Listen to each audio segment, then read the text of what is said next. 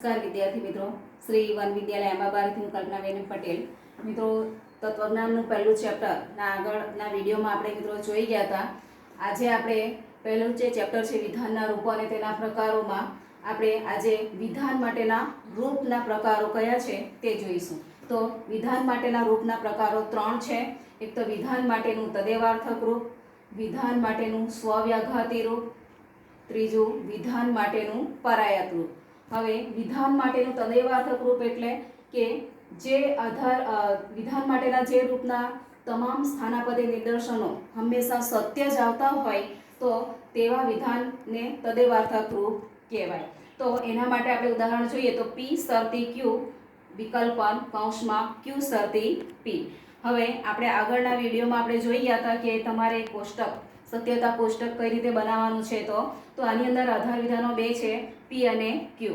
તો એ રીતે એના 4 હરોળ બનશે અને એ રીતે તમારે ગોઠવવાનું છે પી ક્યુ। તો 2 વાર સત્ય 2 વાર અસત્ય અને સત્ય અસત્ય સત્ય અસત્ય। હવે ત્રીજી લાઈનની અંદર પી શરતી ક્યુ, ચોથાની અંદર ક્યુ શરતી પી અને પાંચમાની અંદર પી શરતી ક્યુ વિકલ્પન ક્યુ શરતી પી, એટલે કે આખું વિધાન લેવાનું છે। હવે ત્રીજી હરોળની અંદર આપણે જોઈએ છે કે પી શરતી ક્યુ। તો પી શરતી ક્યુ ની અંદર પી કઈ લાઈનમાં છે તો કે પહેલી લાઈનમાં, ક્યુ કઈ લાઈનમાં છે બીજી લાઈનમાં। તો અહીંયા તમારે લખવાનું 1 અને 2 કયા નિયમના આધારે લેવાના છે તો શરતી। હવે શરતીનો નિયમ શું છે કે જો પહેલું વિધાન સત્ય હોય અને બીજું વિધાન અસત્ય હોય તો જ તે વિધાન અસત્ય, નહીંતર બધા વિધાન કેવા આવશે સત્ય। હવે ચોથી લાઈનની અંદર જોઈએ ક્યુ શરતી પી। તો અહીંયા ક્યુ કઈ લાઈનમાં છે બીજી લાઈનમાં, તો અહીંયા તમારે 2 લખવાનું। પી કઈ લાઈનમાં છે તો કે પહેલી લાઈનમાં, એટલે અહીંયા 1 લખવાનું અને નિયમ કયો લેવાનો છે શરતી। તો 2 1 અને શરતી। હવે તમારે પહેલા બીજી લાઈન જોવાનું છે પછી પહેલી લાઈન જોવાનું। તો બીજી લાઈનમાં તમારે જોવાનું કે પહેલું વિધાન સત્ય હોય અને બીજું વિધાન અસત્ય હોય એવું કઈ જગ્યાએ છે તો કે ત્રીજી લાઈનમાં છે। એટલે પહેલું વિધાન સત્ય છે અને બીજું અસત્ય છે તો અહીં અસત્ય, નહીંતર બાકીના બધા વિધાન સત્ય, કારણ કે શરતીનો નિયમ છે કે પહેલું વિધાન સત્ય હોય અને બીજું અસત્ય હોય તો તે વિધાન અસત્ય, નહીંતર બધા વિધાન સત્ય આવે। હવે પાંચમું છે પી શરતી ક્યુ વિકલ્પન ક્યુ શરતી પી। તો અહીં વિકલ્પનનો આપણે નિયમ લેવાનો છે। પી શરતી ક્યુ ત્રીજી લાઈનમાં છે, ક્યુ શરતી પી ચોથી લાઈનમાં છે, એટલે 3 અને 4 અને નિયમ લેવાનો છે વિકલ્પનનો। હવે વિકલ્પનનો નિયમ શું છે કે બંને વિધાન અસત્ય હોય તો જ તે વિધાન અસત્ય, નહીંતર બધા વિધાન સત્ય આવશે। તો આની અંદર આપણે જોઈએ કે બંને વિધાન અસત્ય નથી, એટલે અહીં બધા વિધાનો કેવા આવશે સત્ય, એટલે આ તદેવાર્થક રૂપ સાબિત થયું ને। એટલે તમને પરીક્ષામાં આ રીતે પૂછાય અને બધા વિધાનો સત્ય આવે તો તમારે લખવાનું કે વિધાન માટેનું આ તદેવાર્થક રૂપ છે। હવે બીજું છે વિધાન માટેનું સ્વવ્યાઘાતી રૂપ। તો વિધાન માટેનું સ્વવ્યાઘાતી રૂપની વ્યાખ્યા છે કે વિધાન માટેના રૂપના તમામ સ્થાનાપતિ નિદર્શનો જો અસત્ય આવે તો તે વિધાન માટેનું સ્વવ્યાઘાતી રૂપ કહેવાય। હવે એના માટે આપણે જોઈએ ઉદાહરણ તરીકે પી વિકલ્પન ક્યુ સમુચ્ચય નિષેધ કૌંસમાં પી વિકલ્પન ક્યુ। તો આની અંદર પણ 4 હરોળ બનશે, 2 વાર ટી 2 વાર F T F T F અને ત્રીજી હરોળમાં આવશે પી વિકલ્પન ક્યુ, ચોથી લાઈનમાં આવશે નિષેધ કૌંસમાં પી વિકલ્પન ક્યુ અને પાંચમાની અંદર આખું વિધાન લેવાનું છે પી વિકલ્પન ક્યુ સમુચ્ચય નિષેધ પી વિકલ્પન ક્યુ। હવે પી કઈ લાઈનમાં છે તો કે પહેલી લાઈનમાં, ક્યુ બીજી લાઈનમાં, તો 1 અને 2 અને વિકલ્પનનો નિયમ લેવાનો છે। તો વિકલ્પનનો નિયમ શું છે કે બંને વિધાન અસત્ય હોય તો જ વિધાન અસત્ય, નહીંતર બાકીના બધા સત્ય। તો અહીં ચોથી લાઈનમાં બંને વિધાન અસત્ય છે એટલે અહીં અસત્ય, બાકીના બધા વિધાન કેવા છે સત્ય। તે જ રીતે હવે ચોથી લાઈન જોઈએ તો એની અંદર પી નિષેધ પી વિકલ્પન ક્યુ। તો પી વિકલ્પન ક્યુ કઈ લાઈનમાં છે ત્રીજી લાઈનમાં, તો અહીંયા 3 લખવાનું અને કયા નિયમથી આપણે કરવાના છે તો નિષેધ। નિષેધનો નિયમ છે કે જો આધાર વિધાન સત્ય હોય તો એનું ફલિત વિધાન અસત્ય આવે। તો અહીં આ સત્ય છે તો અહીં અસત્ય, સત્ય છે તો અહીં અસત્ય, અહીં પણ સત્ય છે તો અસત્ય, અસત્ય છે તો અહીં સત્ય। હવે પાંચમી હરોળની અંદર જુઓ તો પી વિકલ્પન ક્યુ, તો તે ત્રીજી લાઈનમાં છે એટલે અહીંયા લખવું આપણે 3 અને સમુચ્ચય નિષેધ પી વિકલ્પન ક્યુ. તો નિષેધ પી વિકલ્પન ક્યુ કઈ લાઈનમાં છે? ચોથી લાઈનમાં. તો અહીં 4 એટલે 3 અને 4 અને સમુચ્ચયનો આપણે નિયમ લેવાનો છે. હવે આપણો સમુચ્ચયનો નિયમ તમારે હમણાં યાદ કરવાનો. તો સમુચ્ચયનો નિયમ શું છે કે બંને વિધાન સત્ય હોય તો જ વિધાન સત્ય, નહીંતર અસત્ય. તો અહીં તમે જુઓ ત્રીજી અને ચોથી લાઈનમાં બંને વિધાન સત્ય હોય એવું કશે જોવા મળતું નથી, કારણ કે અહીંયા સત્ય છે તો અહીં અસત્ય છે. બંને વિધાન સત્ય નથી એટલે બધા વિધાન અસત્ય આવ્યા.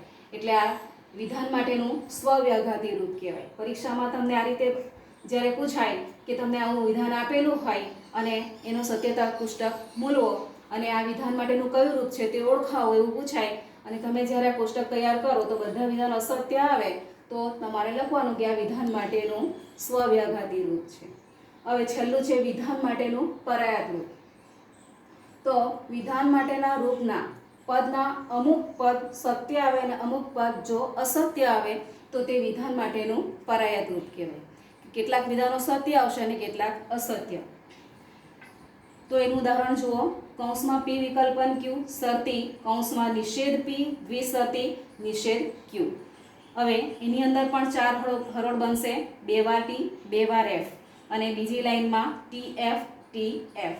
હવે ત્રીજી હરોળ આપણી બનશે નિષેધ પી, કારણ કે આની અંદર નિષેધ પી છે અને નિષેધ ક્યુ પણ છે એટલે ત્રીજી લાઈનમાં નિષેધ પી અને ચોથી લાઈનમાં નિષેધ ક્યુ અને પાંચમી લાઈનમાં પી વિકલ્પન ક્યુ, છઠ્ઠી લાઈનમાં નિષેધ પી દ્વિશરતી નિષેધ ક્યુ અને આની અંદર એટલે 7 હરોળ બનશે. અને છેલ્લા હરોળની અંદર આખું વિધાન મૂકવાનું કે કૌંસમાં પી વિકલ્પન ક્યુ શરતી નિષેધ પી દ્વિશરતી નિષેધ ક્યુ. હવે 2 વાર ટી અને 2 વાર એફ, ફરી ટી એફ. હવે નિષેધનો નિયમ લઈને પીને આપણે જોડવાનું છે. તો પી કઈ લાઈનમાં છે? પહેલી લાઈનમાં. અને નિષેધનો નિયમ લેવાનો. તો અહીં સત્ય છે તો અહીં અસત્ય આવશે, સત્ય છે તો અસત્ય, અસત્ય છે તો અહીં સત્ય, અહીં અસત્ય છે તો અહીં સત્ય. તે જ રીતે ક્યુ માટે નિષેધ ક્યુ.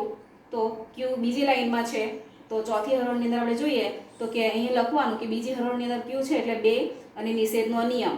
તો હવે બીજી હરોળના આધારે તમારે ગોઠવવાનું. તો આની અંદર સત્ય છે તો અહીં અસત્ય, અહીં અસત્ય છે તો આ સત્ય, અહીં સત્ય છે તો આ અસત્ય અને અહીં અસત્ય છે તો એ સત્ય આવશે. હવે પાંચમી હરોળની અંદર પી વિકલ્પન ક્યુ. તો પી કઈ લાઈનમાં છે? પહેલી લાઈનમાં અને ક્યુ બીજી લાઈનમાં. તો 1 અને 2 અને વિકલ્પનનો નિયમ. હવે વિકલ્પનનો નિયમ તમને યાદ જ છે કે બંને એની અંદર જો બંને વિધાન અસત્ય હોય તો જ તે વિધાન અસત્ય, નહીતર બધા વિધાન સત્ય.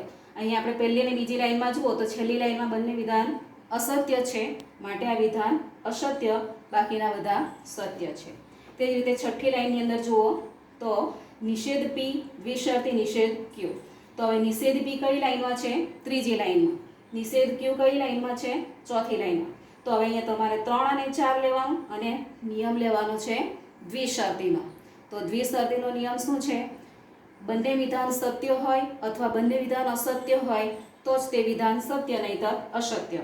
હવે તમારે ખાલી બીજી અને ત્રીજી લાઈને જોવાનું. તો આની અંદર બંને વિધાન સત્ય છે માટે બંને વિધાન અસત્ય છે માટે આ વિધાન સત્ય. બીજી લાઈનની અંદર અસત્ય છે અને આ સત્ય છે એટલે અહીં અસત્ય આવશે. આમાં પણ સત્ય છે, અહીં અસત્ય એટલે અહીં અસત્ય આવશે.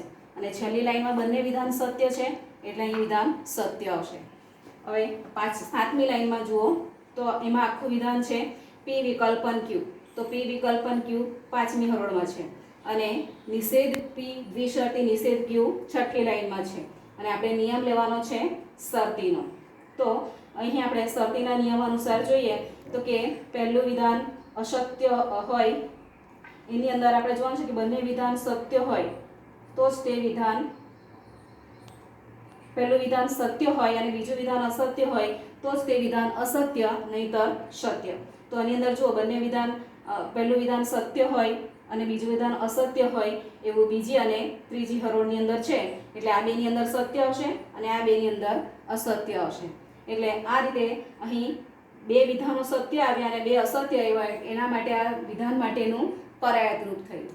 હવે અહીં તમારું આ પહેલું ચેપ્ટર જે છે એ પૂરું થાય છે કે વિધાન માટેના તદેવાર્થક રૂપ, વિધાન માટેનું સ્વવ્યાઘાતી રૂપ અને વિધાન માટેનું પર્યાયક રૂપ.